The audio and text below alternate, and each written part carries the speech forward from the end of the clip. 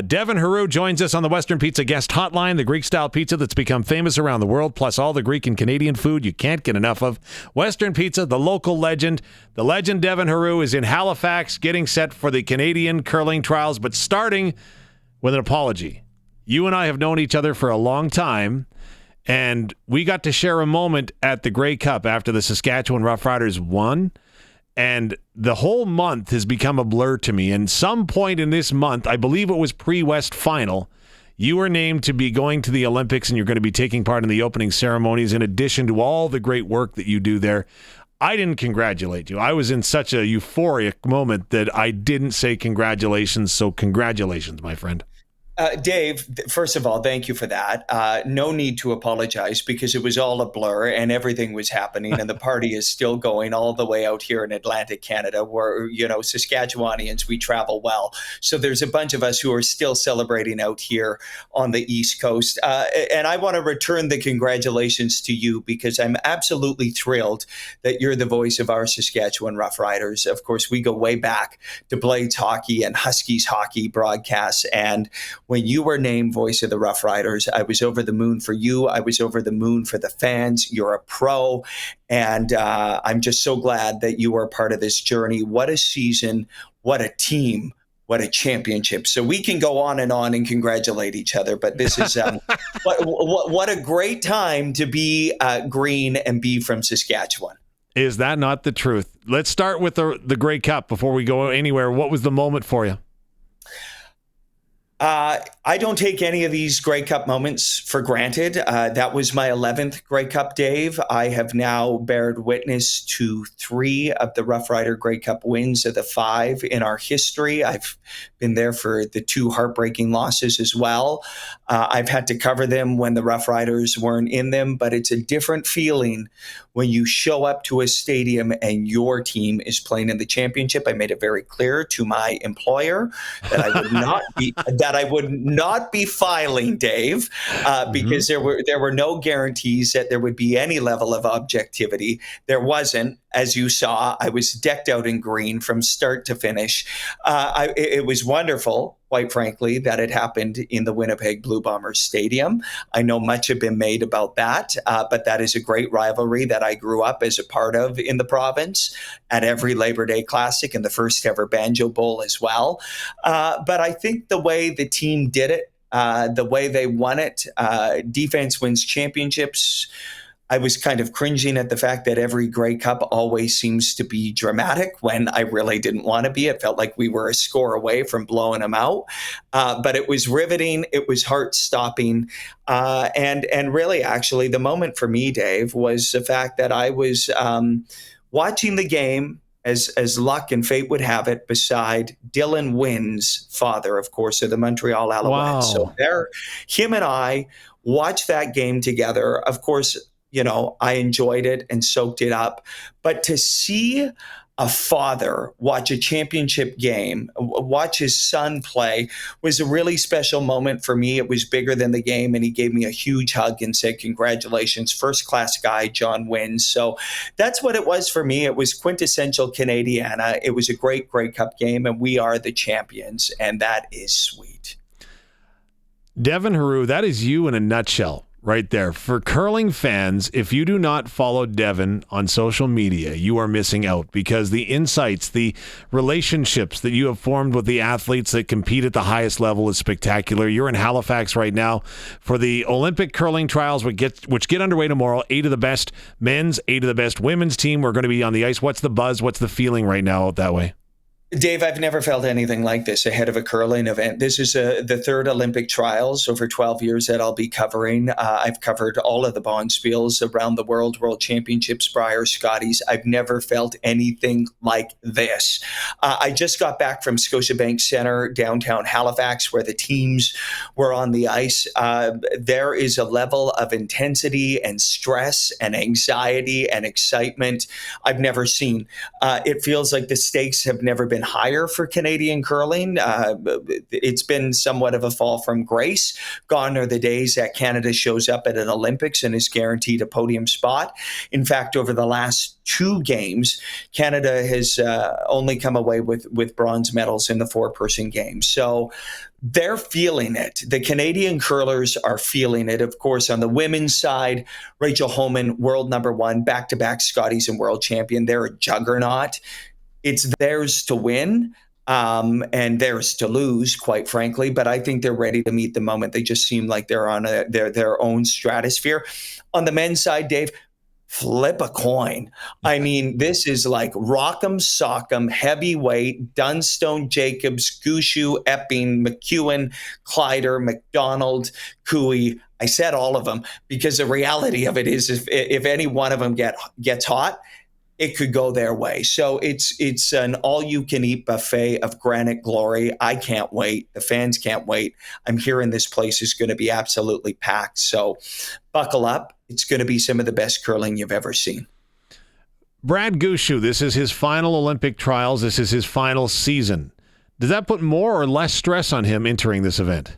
It is such a great question, Dave. It really is, because the thing about Brad is that up until winning his first Brier in 2017 in St. John's, that was a missing thing. And I think he was getting to the point where he was like, is this ever going to happen? Of course, he won Olympic gold in 2006, but then he won it. And then winning seemed to come easy because what he has said since then is he's essentially playing with house money. And it's a scary thing. And you would know this, that when an athlete has nothing to lose and they're free and they're playing with house money, they are a dangerous breed of athlete. And now Brad goes out and he says he's retiring, and he has struggled, I would say, since Brendan Bottcher came on the team. They haven't found the chemistry that they want to find. And it's been really interesting because every event I've covered over the last decade, he has always been top of mind, top of tongue, first thing you talk about. Yeah. And he actually isn't really the one people are talking about around here. I saw him in the lobby this morning. He's focused as ever, looks relaxed as ever. And here's a note for the fashionistas out there. In 2005, in this very arena, when he won Olympic trials, when he was 25 years old, they were wearing those ugly orange jerseys. Some people might say they were beautiful. I think they're ugly. Well, guess what? They're back in them. They're back in the orange, Dave, 20 years later, trying to turn back time. So I think, listen, never count Brad Gushu out. There's something about the biggest events that brings out his best. And they're going to be traveling from Newfoundland and Labrador, and they're going to have a time here in Halifax. It's going to be rowdy. What's the strategy? Devin Heroux is our guest from CBC Sports, getting set for the Olympic curling trials out in Halifax. Is the strategy that you want to peak at the end of the week, or do you have to be on your game day one tomorrow?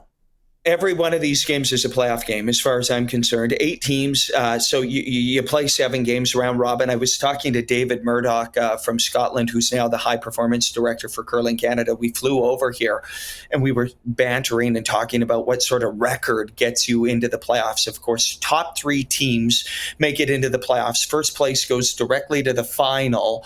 Second and third play in the semifinal. So it's a coveted spot if you can place first. I think you're only allowed 1 loss to get that first place. You might even have to run the table. And I don't think anything more than 2 losses will be good enough. So there's no margin for error if you have 1 off game, and that can happen early in the week because the ice conditions are going to be interesting and they're going to be learning the ice conditions. I'll also point out to everybody listening in, Curling Canada has actually purchased a set of world curling rocks from Scotland. They're different rocks, Dave. You'll appreciate this, and people who are diehard curling fans. So they hit differently. They have different striking bands. They curl differently, and they want to mimic sort of what they'll be using at the Olympics. That's why they brought them in. But if you don't have a handle on the rocks and the ice, you might slip up early, and that might cost you a playoff spot at the end of the week. You mentioned David Murdoch. He's been with Curling Canada for a couple of seasons now. What has his impact been on the organization? Is it tangible yet? Yeah, it is. It is. And the biggest thing that I'm going to point to, Dave, is the fact that it's now a best of three final at the Canadian Olympic trials for the first time ever. And that is totally a brainchild of David Murdoch. And listen, I think it's a great thing, because not to say that this grinded out sort of thing that is the Canadian Olympic curling trials hasn't produced the best curlers at the end of it. But this is to ensure that the best team at the end of the week in a best of three scenario goes and represents a country.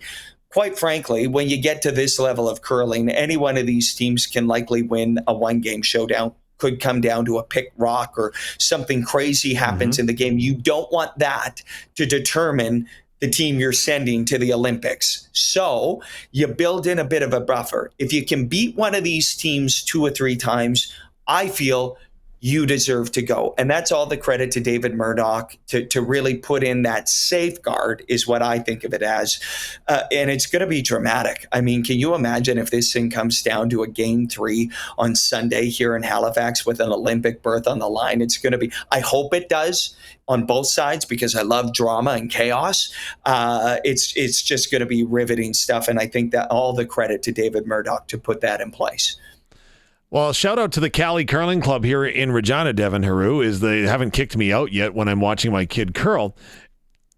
Some people don't have that. Anyways, long story short, overhearing a conversation that fascinated me last week.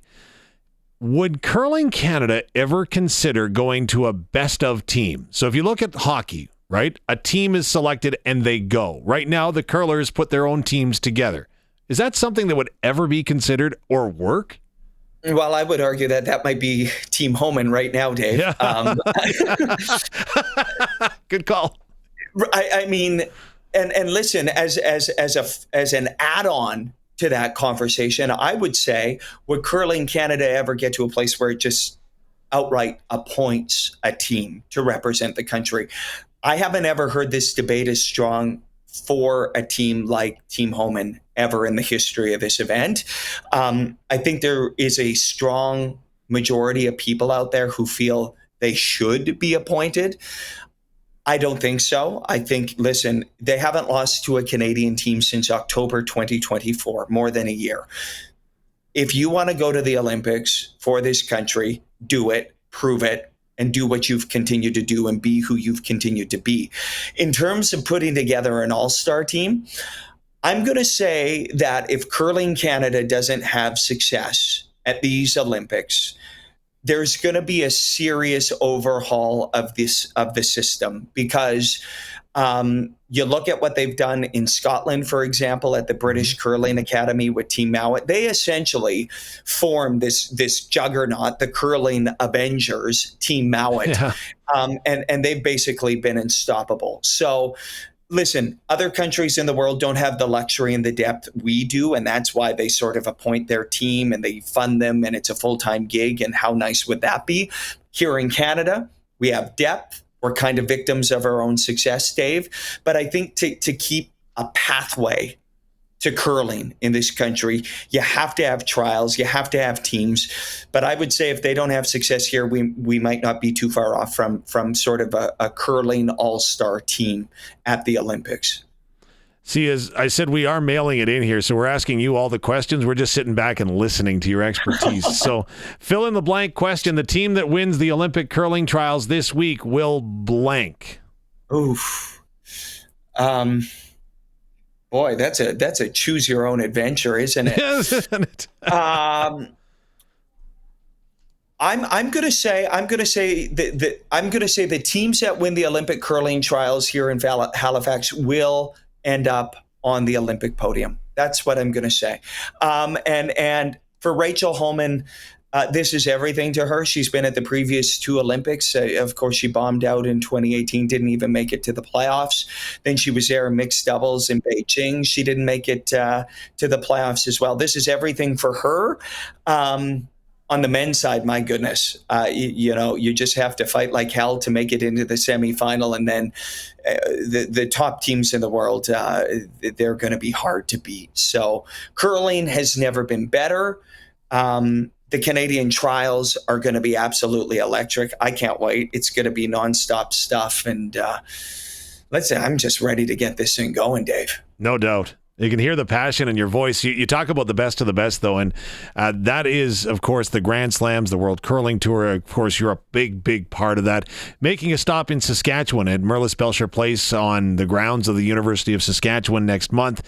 What are we going to see in an event like that? Because I know there's some curling fans that say, okay, it's not like a Brier and it's not like a Tournament of Hearts. And no, it's not, but it's some amazing curling. I'm really glad you brought that up because, of course, I'm part of the curling group in the Grand Slam of curling as well now. So I should be talking about the slam that's running back to Saskatoon. Yeah. And I'm thrilled about that because I get to stay right until Christmas, Dave. So the timing works perfect. Awesome. Listen, couple selling points really quick. This is going to be the first event where you're going to see the Olympic representatives for Canada. So that's a huge thing. Every Olympic curling team essentially plays in the Grand Slam of curling. So in my opinion, it is actually some of the best curling you're going to see outside of a world championship or an Olympics. I don't think there's a better place to watch curling than in the heartland of curling and football, I might add, than in Saskatchewan. So the Grand Slam of curling is going to be there.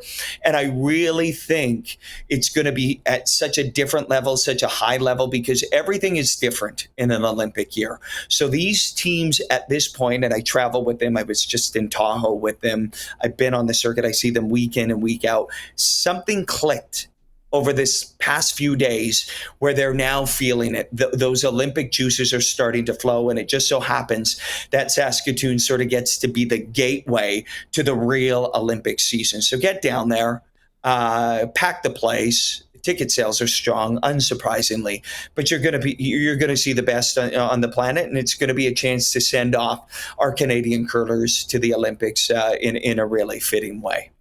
Can you help put my finger on this one? Because I was at the event in Saskatoon 2 years ago. Don't quote me, but there was a different vibe in the arena than what you get at, for example, we were at the Worlds in Moose Jaw last year. It's just a different feeling, but I can't understand why or what it is. Well, we're trying to make it a party. And I know some traditionalists of the game sort of might cringe a little bit about that, but the fact remains, Dave, is that we're and I say we're collectively, the curling world, the curling community is looking around and finding ways to make this sport viable, to find better grassroots curling programs, pathways to elite curling. And I would say that the Grand Slam of curling is doing that because running along the same time in the Tier 2 event at Merlis Belcher in Martinsville, there's a Tier 2 event for all the other up-and-coming teams. So it's a party, and it's intended to be a party. And all of those things, in my opinion, can exist within sport. You can have a good time. It's entertainment. It's the great escape from the rigors of life. And so when you show up at an arena for a Grand Slam of curling event, there's going to be people dressed in banana costumes. There's going to be bananas and shenanigans going on in the arena. And we want you to have a good time. The curlers, more than anyone, Dave, I want to make this last point. They're the ones driving the bus on this. I saw Colton Flash, good Sasky boy, at the arena today, getting ready to try to compete for the Olympics. But he's ready to party here, and he wants to have a party back home during the Grand Slam. So it can be all those things. We can have some fun. Hopefully people pack the place, like I said, in Saskatoon, because it's the best curling on the planet, and it's a heck of a good time when you're there. You can get right down in the Jackpot City Lounge, right behind the sheet, have a pint, and watch some curling and talk to them probably while the game's going on. I thought you were going to say that Colton Flash is driving a bus in Halifax, which wouldn't have surprised me either, to tell you the truth. Listen, exactly. I wouldn't put it past him either. Yeah. Devin Heroux is our guest. Before you go, again, I want to brag because you are going to represent Saskatchewan. You're a good Sasky guy, going to be covering the Olympics. What does this mean to you? And maybe tell everyone what you're going to be doing. Yeah, thank you, Dave. It's an incredible honor for me to be hosting the opening of the Olympic ceremonies for the Olympics alongside CBC's chief correspondent Adrian Arsenault. It's a pinch me moment, Dave. I know you'll appreciate this. You grow up watching the likes of Brian Williams, Ron McLean, Scott Russell, on, and now I get the privileged position of welcoming Canadians into the 2026 Milano Cortina Olympics. Going to give you my best. Going to try and provide as much Saskatchewan content as possible throughout the broadcast. And then after that, I'll be keeping a close eye and talking a lot about curling, of course, but I'll be also positioned at the short track and figure skating venue in Milano, probably running over to check out the hockey as well and be in as many places as possible, fueled by great Italian espresso.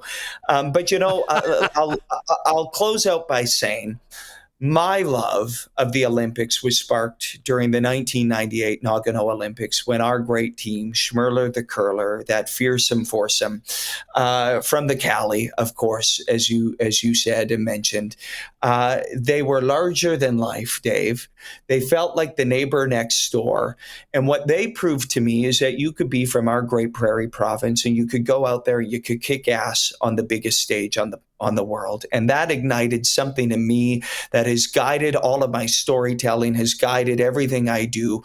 And I owe it to that team. I owe it to our province, to where I am today. And I'm going to give you all my best. And I just can't wait for these games. Canada's going to put on a show. It's going to be electric.